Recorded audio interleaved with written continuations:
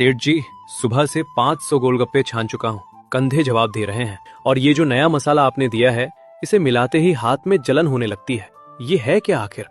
धन्नू इधर उधर देखते हुए धीरे से बोला। चुप, ये धन्नू का गुप्त हथियार है। इसे सूंघने के बाद मुर्दा भी उठकर गोलगप्पे मांगने लगे। तू बस ये काली पुड़िया डाल और देख कमाल। जो एक बार चखेगा वो मेरा गुलाम बन जाएगा। कल्लू मन ही मन कुछ सोचने लगा। गुलाम नहीं, बीमार लग रहे हैं लोग। कल तो गज्जू काका कह रहे थे कि गोलगप्पे खाने के बाद उन्हें रात भर तारे दिखाई दिए। दूसरी तरफ माधव अपने पुराने गोलगप्पे के ठेले पर खड़ा था। आसपास सन्नाटा था। दूर दूर तक कोई ग्राहक नहीं दिख रहा था। हे भगवान, आज फिर वही हाल। 4 घंटे हो गए, सिर्फ 2 प्याले बिके हैं। धन्नू के यहाँ मेला लगा है और मेरे यहाँ सन्नाटा। क्या मेरी ईमानदारी ही मेरी सबसे बड़ी दुश्मन है? तभी उधर से गुजरते हुए रामू काका की नजर माधव के ठेले पर पड़ी। बेटा माधव, बुरा मत मानना, पर जमाना जहर का है। धन्नू के पानी में वो नशा है कि लोग खींचे चले जाते हैं। तू सीधा साधा लड़का है, ये धंधा तेरे बस का नहीं। काका, मैं लोगों के पेट में तेजाब नहीं डाल सकता। माँ कहती है कि बरकत वही है जिसमें किसी की हाय ना शामिल हो। बातें तो तेरी अच्छी हैं बेटा, पर बातों से पेट नहीं भरता। खैर बेटा, हिम्मत मत हारना। वक्त हमेशा एक जैसा नहीं रहता। कभी कभी खाली ठेला ही इंसान की सबसे बड़ी परीक्षा लेता है। रामू काका धीरे धीरे वहाँ से आगे बढ़ गए। माधव फिर चुपचाप अपने ठेले के पास खड़ा रहा, खाली सड़क को देखता हुआ। उधर धन्नू के ठेले पर भीड़ उमड़ी हुई थी।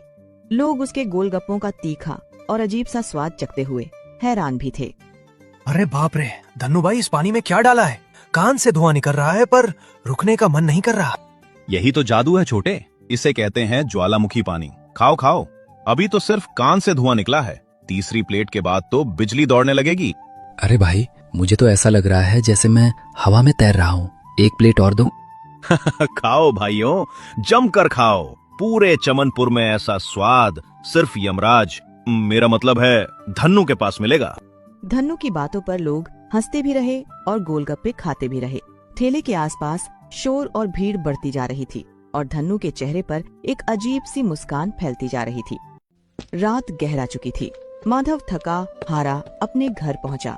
घर के अंदर उसकी छोटी बहन बुखार में चुपचाप लेटी थी और माँ उसके पास बैठी दरवाजे की तरफ देखती हुई माधव के लौटने का इंतजार कर रही थी। माँ, आज फिर दवा के पैसे नहीं जुटा पाया। धन्नू ने जैसे पूरे गांव पर वशीकरण कर दिया है। बेटा रो मत, अंधेरा कितना भी गहरा हो, दिए की एक लौ काफी होती है। आज मैं तुझे वो दूंगी जो तेरे पिता ने मरते समय मुझे सौंपा था। तभी माँ एक पुरानी पीली चिट्ठी निकालकर धीरे से माधव के हाथ में दे देती है। ये तेरे पिता की शाही नवरत्न रेसिपी है। वो गोलगप्पे के पानी में केसर, सूखी इलायची और जंगली पुदीना डालते थे। उन्होंने कहा था, जब इंसान का मन काला हो जाए तो उसे कुदरत के स्वाद से जीतो। माँ, कल चमनपुर का स्वाद बदलेगा, ये मेरा वादा है। माँ की बात सुनकर माधव की आंखों में फिर से उम्मीद की चमक लौट आई। उस छोटी सी चिट्ठी के साथ जैसे उसके कल की नई शुरुआत भी तय हो गई। अगली सुबह धन्नू अपनी दुकान पर बैठा नोट गिन रहा था।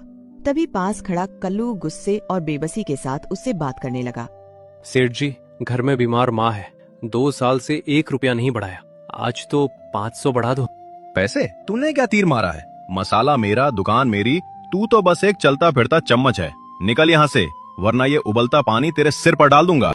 ठीक है सेठ जी, आज आपने चम्मच को लात मारी है। याद रखना, यही चम्मच एक दिन आपकी लुटिया डुबोएगा। कल्लू गुस्से और दर्द के साथ वहाँ से चला गया और धन्नू अपने घमंड में मुस्कुराता हुआ फिर से नोट गिनने लगा।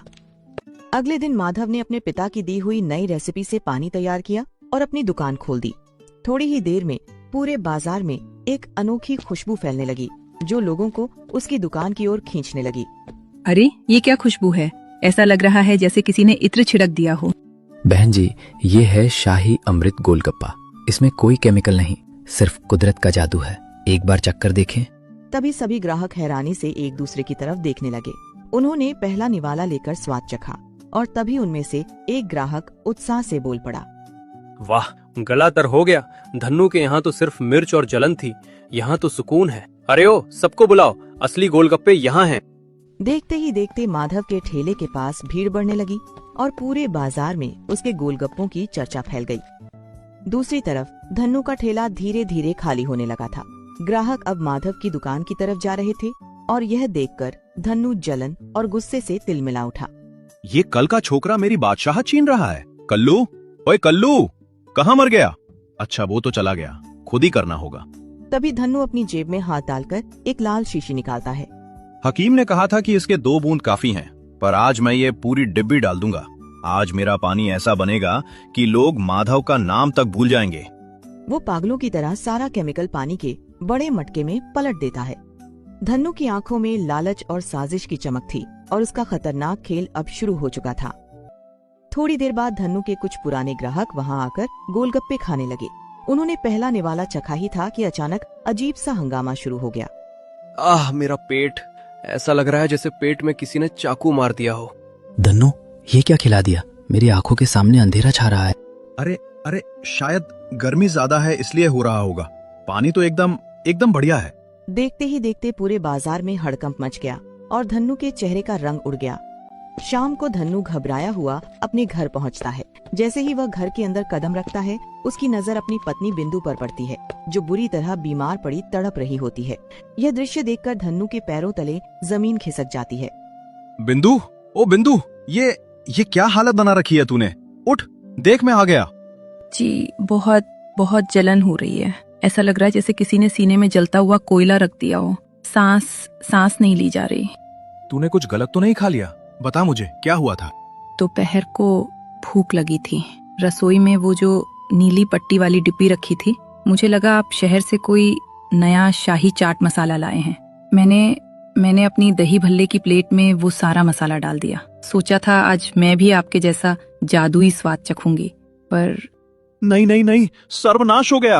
अरे ओ अभागन, वो चाट मसाला नहीं था, वो तो धीमा जहर था। मैंने उसे दूसरों को बर्बाद करने के लिए बनाया था।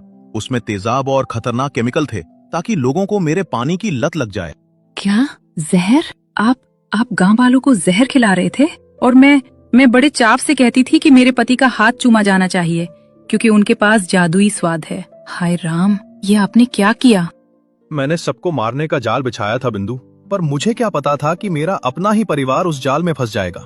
मैं दूसरों के घरों में मातम मनाना चाहता था ताकि मेरी तिजोरी भर सके, पर आज मेरी तिजोरी भरी है और मेरा घर उजड़ रहा है। जी, मुझे बचा लीजिए, मुझे मरना नहीं है। हमारे बच्चों का क्या होगा?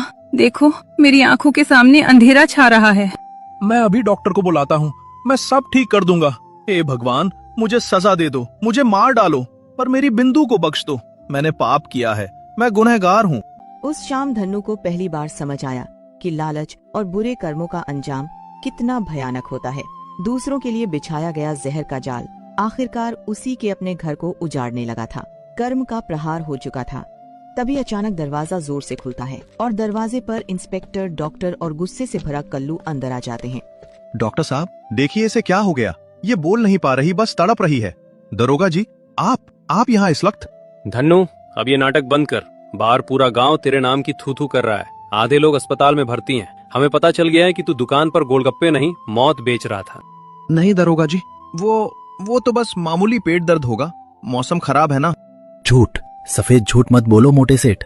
अपनी बीवी की हालत देख और फिर बोल। दरोगा जी, मैंने खुद अपनी आंखों से इसे वो काली पुड़िया मटके में खाली करते देखा है। जब मैंने टोका तो इसने मुझे नौकरी से निकालने की धमकी दी। धन्नू, वक्त बहुत कम है। तुम्हारी बीवी के शरीर में कोई बहुत ही खतरनाक जहरीला केमिकल फैला है। अगर अगले 10 मिनट में मुझे उस चीज का नाम पता नहीं चला तो इसका बचना नामुमकिन है। जहर दिल तक पहुंच रहा है। क्या? नहीं, बिंदु को कुछ नहीं होना चाहिए। डॉक्टर साहब, कुछ भी कीजिए, इसे बचा लीजिए। तो सच उगल, क्या मिलाया था तूने? कौन सा मसाला था वो? अगर आज ये मर गई तो तुझ पर कत्ल का मुकदमा चलेगा और सीधे फांसी होगी। साहब, मुझे फांसी दे दो, मुझे गोली मार दो, पर मेरी बिंदु को बचा लो। मैंने पाप किया है साहब, लालच के चक्कर में अंधा हो गया था। वो मरकरी ऑक्साइड और सिंथेटिक लेड का मिश्रण था। हकीम ने कहा था कि इससे स्वाद का नशा चढ़ता है। मरकरी और लेड? तुम पागल हो गए थे धन्नू। ये सीधा धीमा जहर है। ये इंसानों के फेफड़े और दिमाग सुन्न कर देता है। तुमने पूरे गांव की जान दांव पर लगा दी। छी धन्नू, तू इतना गिर जाएगा सोचा नहीं था। सिर्फ चंद सिक्कों के लिए तूने उन बच्चों के पेट में जहर डाल दिया जो तुझे धन्नू अंकल कहकर बुलाते थे। सेठ, तू कहता था ना कि मैं सिर्फ एक चम्मच हूँ। देख, आज इसी चम्मच ने तेरे जहर का घड़ा फोड़ दिया। अब सड़ना जेल में है। डॉक्टर साहब, नाम बता दिया ना, अब तो बचा लीजिए उसे।